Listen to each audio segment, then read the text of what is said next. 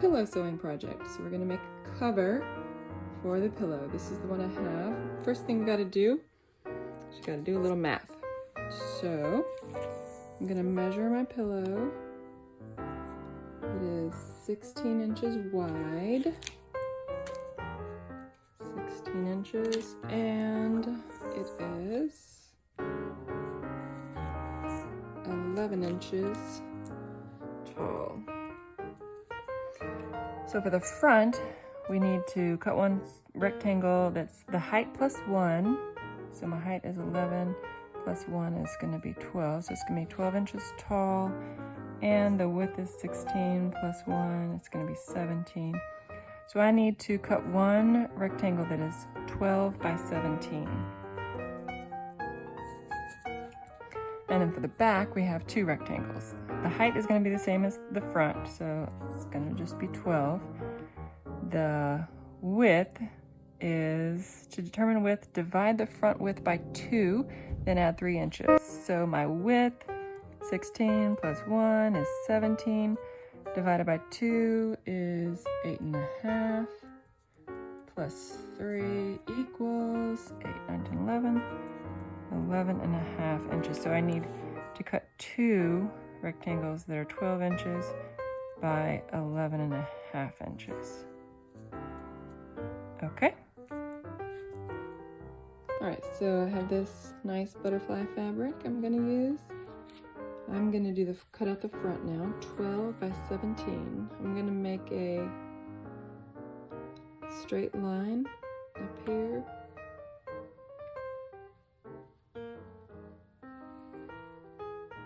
Okay, so I'm gonna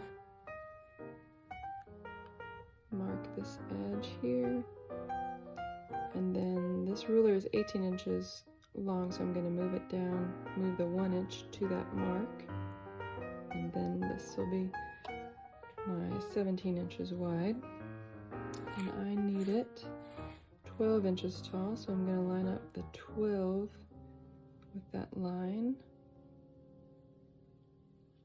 Mark the edge and the end,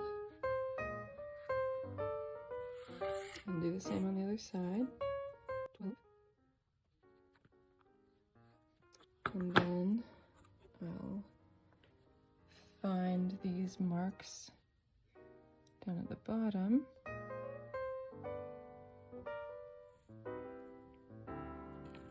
Line up my ruler and mark the bottom. All right, so I have my front rectangle all marked. And we'll do the same for the back. I'm gonna mark a line parallel to the edge.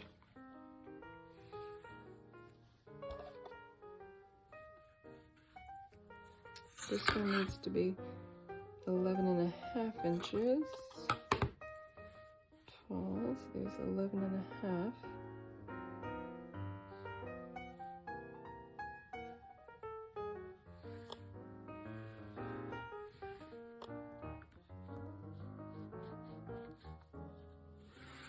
And 11.5 over here. Go. I'm just gonna mark this one at the bottom. It needs to be 12 inches wide. So let's line up our 12-inch mark with this line. That will be the other edge.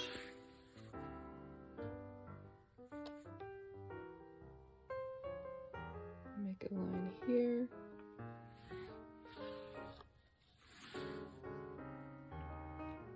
And I'll connect this line over to this line.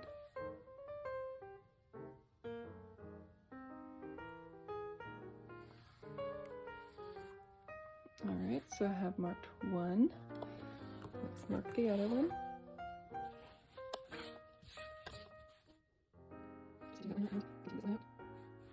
Needs to be, what did we say? This is 11.5, so this one needs to be 12.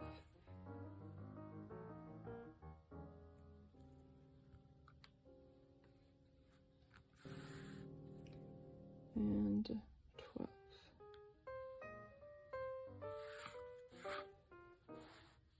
And then I'll connect this line up to that line.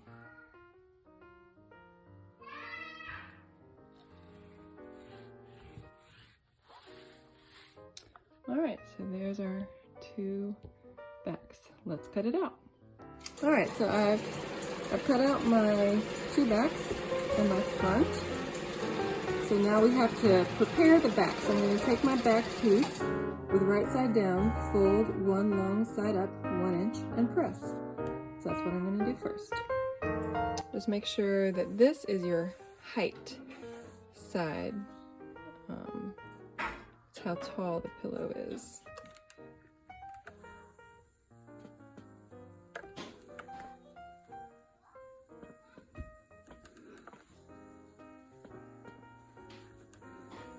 All right, we're going to fold it in again, 1 inch, and press.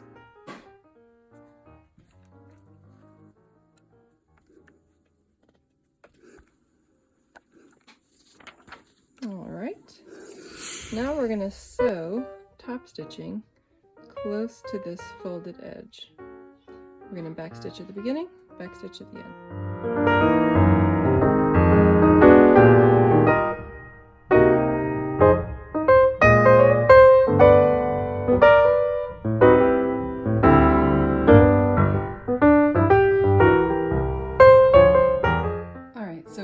Trying to find our buttonhole placement. So I had folded this into thirds and put those pins in.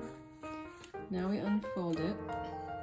Now if we start our buttonholes here and make them go this way, our buttons will end up to be here.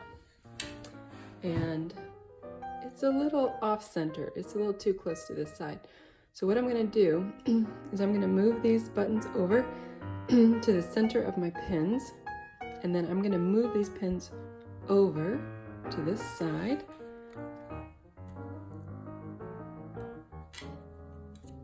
Like that.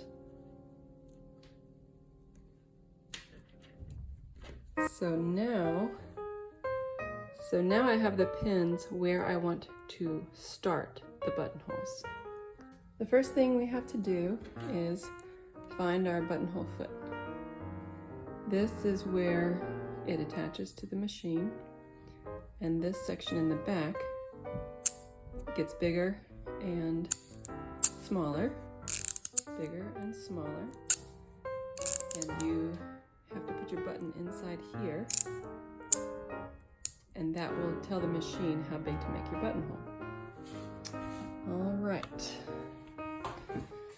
So we'll come over to the machine. I'm going to put the buttonhole foot on here.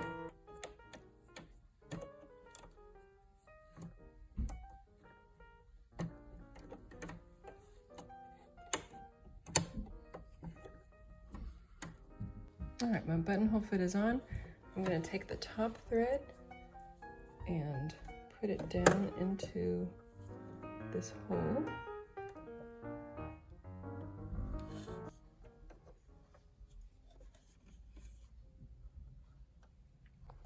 All right, so both of our threads are coming out of the side of the machine between the presser foot and the needle plate.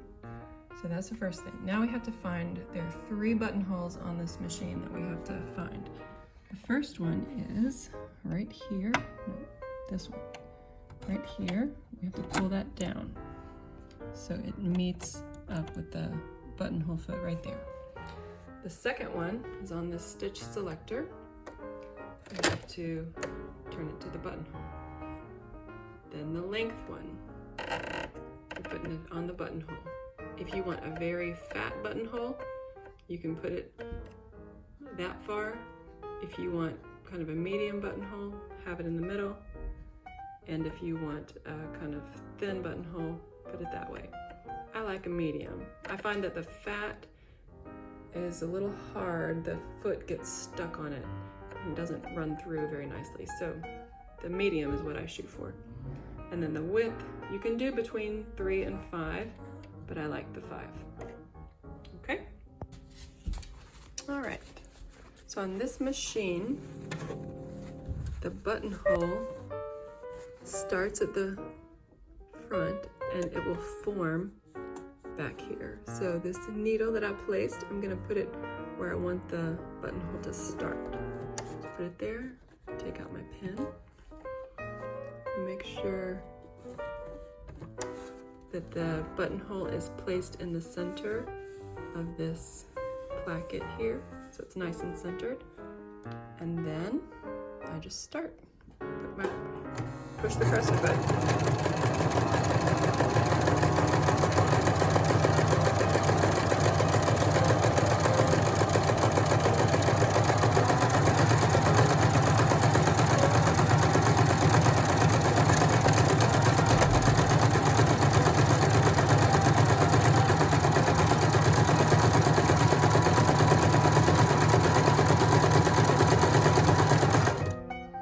Now you have to watch when the machine gets back to the place where it started. You have to stop the machine. The machine is not going to know, oh, I finished the buttonhole, now I'm going to stop.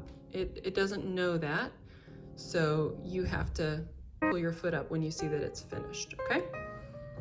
And then pick up your presser foot and let's take a look. Good, looks great. Now, similarly to not knowing that your foot is finished, your machine also doesn't know, oh, that was one buttonhole, and if you want to do another one, I'll do another one. You have to tell the machine, okay, we need to start from the beginning of the buttonhole and start again. Or if you just try to do another buttonhole right now, it's just going to keep on right where it was, keep on going, which we don't want. We want to start a new buttonhole. So we have to reset, boom, boom, okay? And we'll do our second one.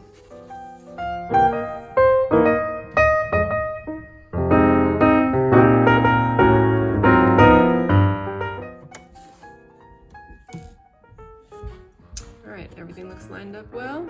I reset it. My 3 buttonhole things are set up, so let's go.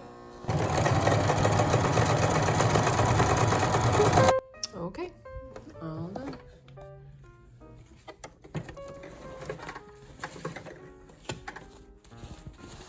All right, 1 and 2. Wonderful. All right, to finish the buttonholes, we're going to take these extra threads that are hanging up here.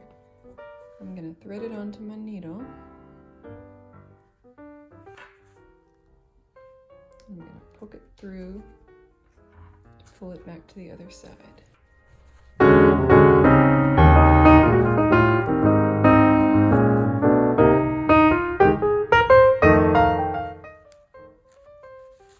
There we go. And if I want to be extra neat, what I can do is I can put my needle into the casing through, so it's in between the layers. Then I can clip my threads to the same length and thread the needle with those 2 threads and pull those through so they're inside. Then you don't have any threads showing. We'll do it for this one too. All right, so we have the right side all nice and the wrong side all nice. The way we open these up is with our seam ripper. We don't want to rip too far into our project, so I'm going to put a pin right at the top of that buttonhole.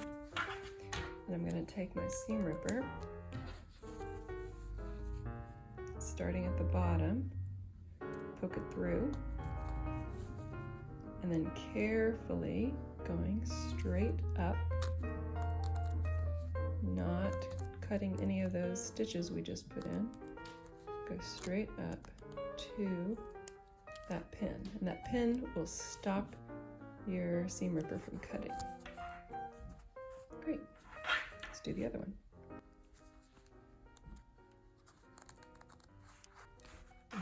And the true test, see how the button fits. Perfect. All right, now we're going to work on the buttons. To mark the placement of the button, first you line up the two plackets. This is my placket, and this is my placket with the buttonholes.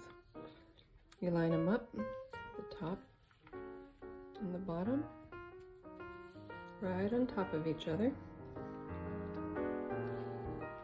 And then you take your marking pencil, right in the middle of that buttonhole, you're going to make a mark through to this side.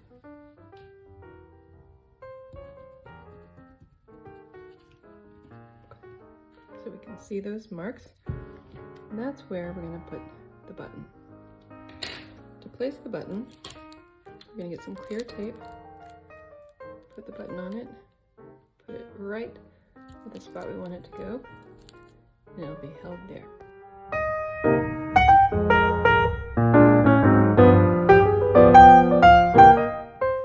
Now we're going to sew the button with the machine.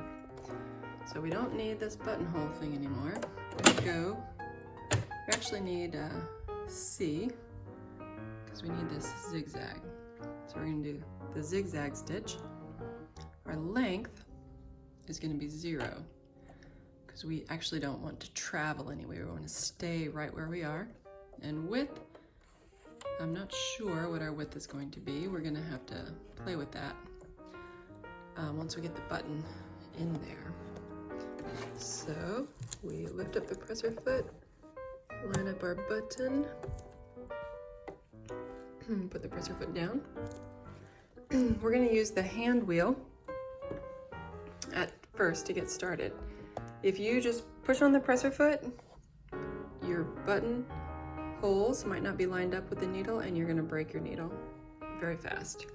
So just use the hand wheel, go carefully, and I'm hitting the button. So I need to adjust it.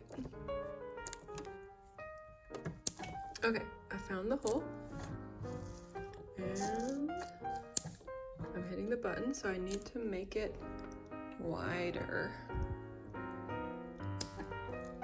Found the hole. Found the hole. Found the hole. All right, now you can press on the presser foot. And take it out, see what we did. Great, we sewed on the button. Do it with the other one.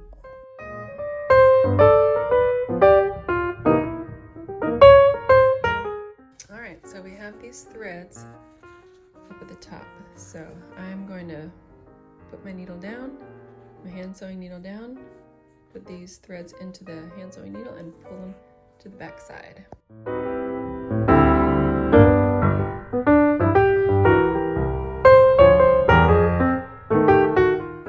Alright, so all of our threads are pulled to the back now. I'm going to take these 4 threads back here, tie them in a knot, and then pull them to the inside of the casing.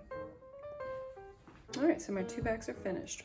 One has the buttons, one has the buttonholes. Let's button them.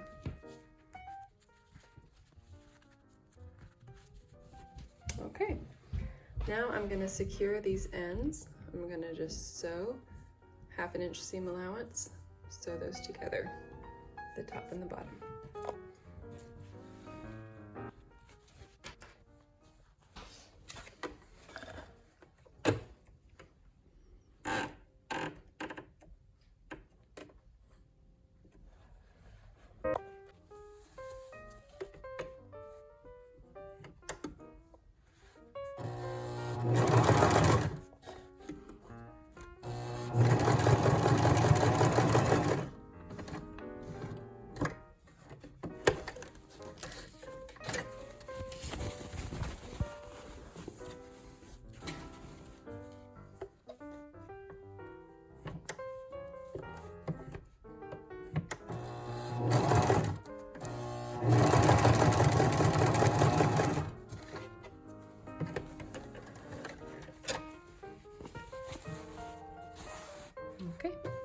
Okay, so the back is complete. Wonderful.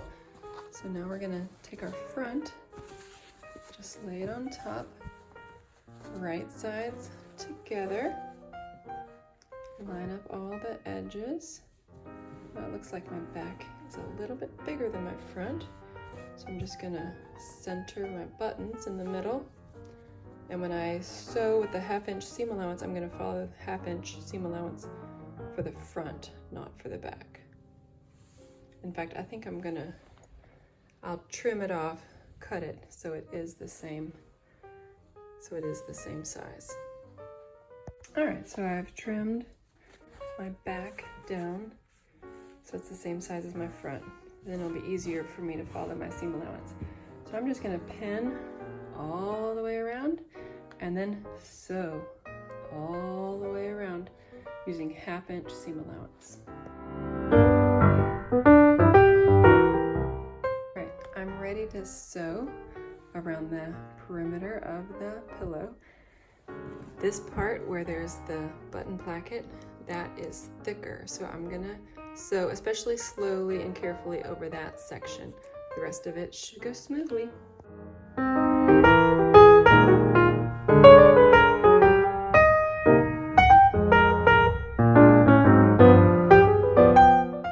All right, now we have some pressing. So I have laid it front side down. I'm gonna turn it up along the stitch line right there and press. I'm gonna use some steam. Press all the way across.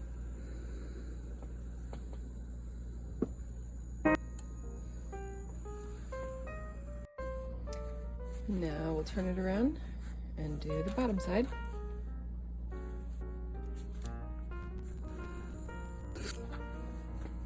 And the sides.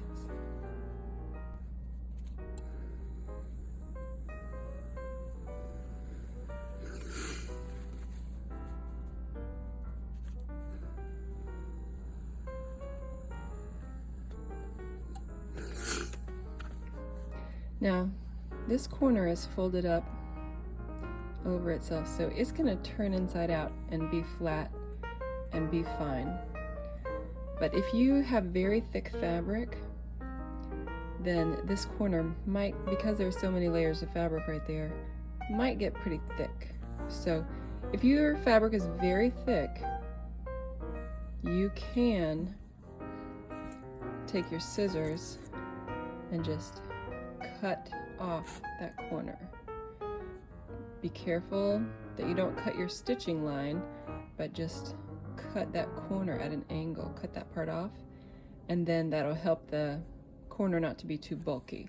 But I'm always afraid if I clip like that my corner is gonna then be too fragile and my stitching is gonna unravel and stuff. I get nervous about clipping. Some people do, some people don't. I get nervous. So I prefer, if I can, just to do it like this without any clipping. All right, now we're gonna turn her inside out.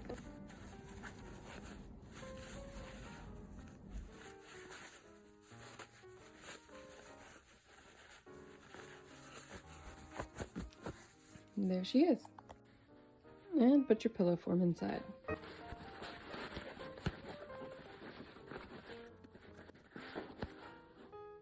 Okay, pillow's done.